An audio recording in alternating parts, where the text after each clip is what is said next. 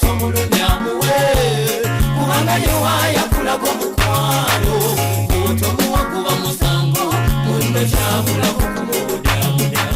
Bulijjo ogenda n'olengera omukyala ng'ayambadde bulungi nnyo ne weewuunya n'ogamba bannange olugoye nga luno yaaba yalugjeewa, wabula ekisinga n'otunulako ne wansi mugenda okulaba ng'ate byayambadde wansi ng'amba engatto nga tekwataganye na kikyaba ayambadde. Nze Grace Baiga, program Kifansayida ku lwa munange Fiona Kirabo, nze ndi okuweereza olunaku olw'olwaleero. Tugenda kuba nga tutunuulira nga bwe nyambadde bwe nti ngatto ki gye ŋŋwanidde okuteekako wansi awo, ate bwe mba nga nkyusizza ne nteekako golowooza bwe mba nyambadde Timbaland eno nsobola okunyuma nga bwe nyambadde. Tuli ku Qualisel, Javira agenda kuba nga atubuulira nti ennyambala omukyala gy'ayambadde n'engatto bintu bikulu nnyo. Jamira, ndi mu kateeteeyi ke nandiise oba evening dress oba nsobola okagenderako ku ddina n'engatto gye ntaddeko eyange high heeled. Bwe nteekako Timbaland kibeera kitya? Nsanyusa okusinkana mukwano. Nga muweereza waffe bw'ayagala okumanya ku nnyambala ye, tuzze leero tuyigirize ku nnyambala kati eriko. Era ekibuuzo ky'obuuziza kirungi mukwano gwange. Era nsaba abatulaba eyo ku Bukedde TV mumanye ki lugoye ki nangatto ki omuntu z'olina okwambala nakyo ekiriko ku ssaawa eno. Kati nga bw'otunuulira olugoye luno lw'oyambadde tuyite tugambe muno luli mu bika bingi. Let me say it's a corporate dress. You can make it a part dress. Okusinziira wa wolaga ne ku ddina oyitawo bulungi mukwano. Kati engatto sijja kugamba nti osobola okuteekako Timbaland olw'enkula y'ekiteteeyi nga kino, kuba ejja kuba oyonoonye buli kimu. Engatto ojja kuba ogisse nga n'ekiteteeyi okisse. So ekiteteeyi nga kino kiba kinyuma n'oteekako engatto yo nga ya heel. It's high heeled nga eri a bit leveled nga erina akakondo. Era still flat shoes sijja gamba nti ogiteekeko kuba tekijja kuvaayo ng'era olugoye bwe lwandisaanidde okubeera. Kati olaba oyambadde onekedde bulungi, otaddeko kati ze tuyita zi fluffy shoes zibaako obwo obuntu ng'obusaleesale bubeera a bit fluffy. So obeera onyumye okgenda ku mukolo gw'obulungi dina n'ogenda buli omu neyatunira engoye zino yazijjeewa naye ng'omakinze ebintu by'obulungi n'onyuma n'onekera bulungi. Tuba twogedde ku colours nti bwendi wano nyambadde coffee brown nenteekako engatto yange ya orange. Bwe mba sambadde bwe nti kala y'engatto nyinza kuteerako ngatto kala kyendala. Ng'oyambadde ekiteteeyi nga kino black eri kala eri nyoto tugambe egwa buli wamu, buli kala esobola ogenderako black. So osobola okuteerako engatto eya coffee brown egendako white n'omusaako, n'eyange eya yellow kennyini n'ogisaako, oba osobola okumakinga bulungi ekiteteeyi kyo n'okijjayo. Okay, oyogedde ku ngatto za Timbaland. Nze mbadde njagala ojje kati otubuulire njambala ddi, njambalirawo lugoye ki olugwanidde? Timbaland kyekika ky'engatto eno bweti. Abasinga mwali mugimanyidde mu kwambalibwa abasajja bokka, naye emirembe nga bwe gizze gikyuka n'abakazi tutandise okwettanira nnyo fashion, what's on trend, kyekiriko. Ojja kusanga omuwala ng'ayambadde engatto ye bweti eya Timbaland toseka nti ayambadde engatto ya musajja, nedda mukwano. It's the new fashion on trend. Ojja kwambala Timbaland shoe ye eno bweti, osobola okuteerako jean kasitebera nga eri tight wansi, abasinga ze muyitanga kacupa nanti mu Luganda abasinga oba oyinza okwogera ekyo omuntu n'atakitegeera.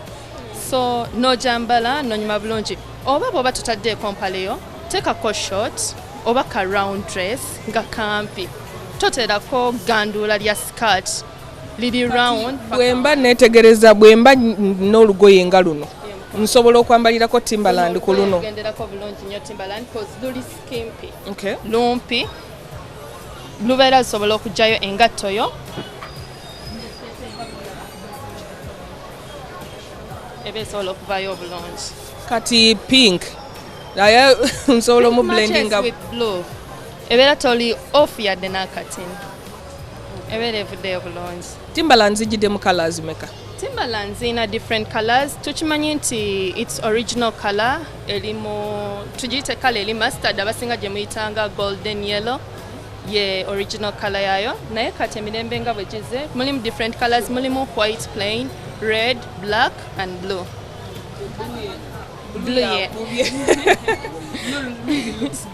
Yeah, and for a girl amanyi ebyenyambala osobola okublendingayo colors nezivayo bulungi oyinza okugamba blue yakubye naye ate n'oyambala pink n'ogijjayo bulungi n'asinga blue gw'obadde osinga. Okay. Engatto enjala gye njagala twogereko ye gye bayita knee boots.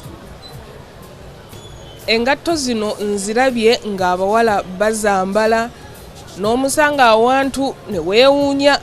Jamila Ddirwa ennyambala engatto eno njambalira ku lugoye ki na egwanidde kulagawa.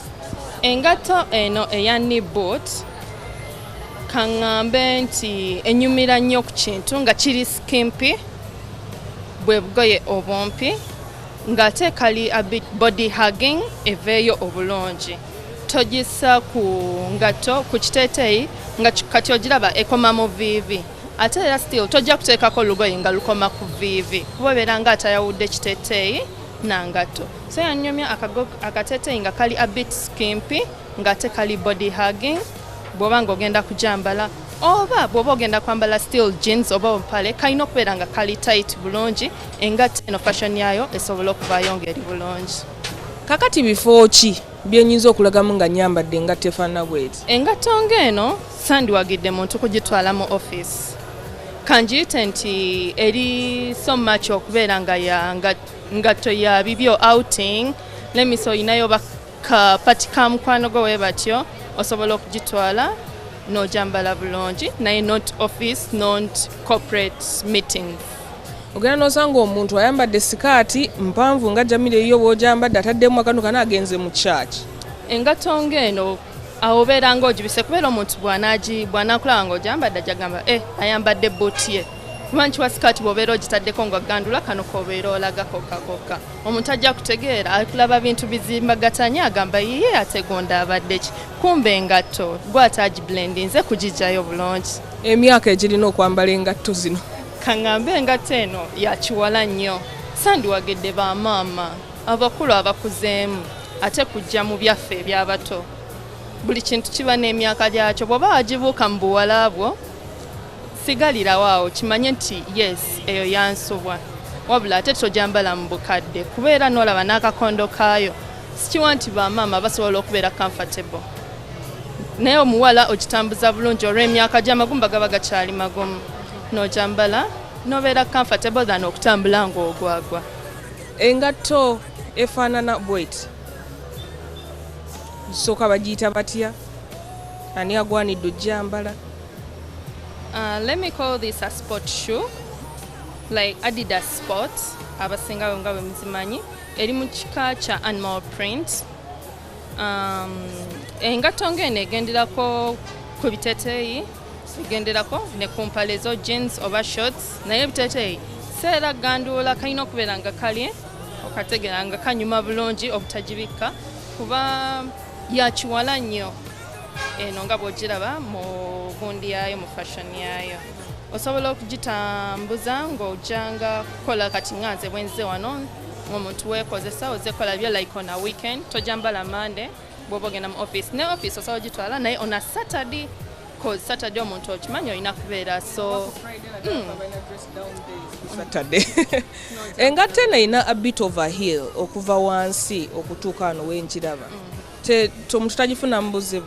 Engatto eno eri a bit raised wano ku sole kwegamba kaŋŋambe muno sole yayo bagiwanvuyamu okubeera nga erina ka heel munda naye obuzibu teyina buzibu kuba wansi ogiraba eri flat ebanga mu kika kya wedge eba flat si eno ey'akakonda akabeera raised then ate eno wansi ku kigere ne kabeera nga kali flat kati eno eri ku level y'emu oba osobola okugitambuza bulungi nga tekuwadde buzibu. Nkedde neesaze animal print yange ng'olugoye nsobola okulyambalirako eno?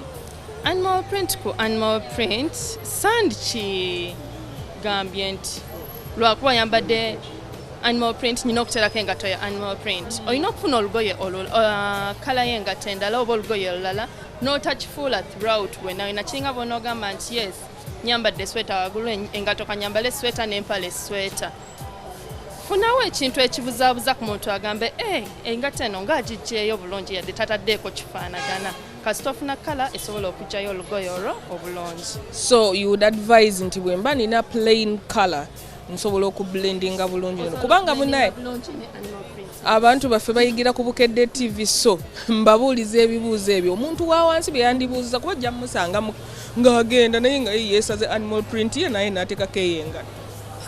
Funanga plain colour otereko animal print eno ojja kuba onyumye ng'osobola okugenda yonna gy'ogenda ng'omuntu agambye ate ono afuuse ngo yenna afuuse ngo. Okay, flat open shoes. Osanga abakyala ayambadde 3-piece suuti n'ateekako flat open shoes. Flat open shoes kaŋŋambe togitwala mu office on a Monday, Tuesday nga flat ngeno kuba kati nenga ne bw'oyambadde tosobola kwambala bw'oti n'ogenda mu office on a Monday. You're supposed to oyina kubeera ng'oli corporate bulungi kati esuuti oba ogissa ekitiibwa kyayo. Tumanye ngoye kizoyina okwambala nangato kizoyina okwambalirako. So akagatto nga kano kandinyomye nga oli casual nga toli corporate n'okateerako bulungi oba osobola okunyuma. Kati tugeze oyambadde akateeteeyi nga bw'olaba kano like ogenda nga mu weekends bibyo si bya office osobola okukambala n'ogenda n'okyakalako n'emikwano gyo yonna gy'olaga eba teyina buzibu. Ate ffe abalina omuze gw'okwambala heels ne tutuuka mu ofiisi n'ogijjamu n'oteekako kano. Bw'oba ng'oli mu office togenda kufuluma otudde mu mmeeza yo cause nga ffe abakyala engatto yes zitumenya tojja jambala kuva ku makya paka kawungeezi ne bw'oba otudde ebigere birina okurelaxingamu. Kati bw'obeera otudde ku mmeeza yo oli mu office osobola ogijjamu n'obulinyamu naye bw'oba ofuluma oba ogenda ku meetinga someone mu office nga bintu bya mirimu nkwegayiridde mukwano esuuti ddamu ogiwa ekitiibwa kyayo flat eno gireke weebadde oddemu oyambale nga bwe wabadde. Kale nina engatto gye nnengedde eya green eyo.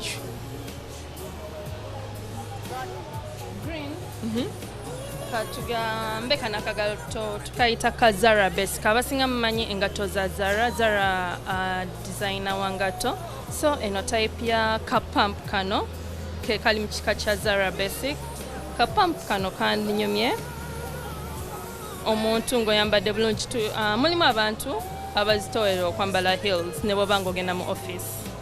Akagatto kano osobola okukambala kuba kabika ebigere kali bulungi ate kali flat. Osobola okukambala still n'ogenda mu office, osobola okukambala n'ogenda out, osobola okukambala kasita oba ng'oggyeeyo obulungi olugoye naye kano ko tekayinaako nti tokatwala wantu. Tekali limited. Tekali limited. So onoonyayo kala esobola okugenda ne outfit gy'obeera oyambadde n'osobola okgenda bulungi ku mulimu n'okola nga teweeraliikiridde nti ate engatto gye nnyambadde tejja kuŋŋanya kuyingira office bulungi tejja kuŋŋanya genda wano bulungi. Funa kala eri calm kasita eba nga yes kali flat bulungi kali closed kajja kuwa emirembe. Kati nange wano wendi mba mpitawo kubanga oŋŋambye nsobola okukambalira kateeteeyi kange so that means nze nsobola kati nange wendi okubanga nkola ki oba ng'ogenda kamakinga bulungi n'okajjayo nsawo kijookutte nga tokijjoyambaliddeko. Kyenjizeemu kiri ekintu kimu nti engatto tuba oluusi tuziyisaamu nnyo amaaso naye engeri gy'oyambala engatto kintu kikulu. Abakyala buli lw'oyambala engatto neeba ng'ogiraba nga ey'ekisaazisaazi waliwo eri oli alaba naga awo osuddewo obubonero. Tugenda kuba nga tuwummulamu bwe tukomawo tukyeyongerayo n'okulaba engatto ez'enjawulo nsobola zambala ntya ate ne ziba nga ziri ku mulembe.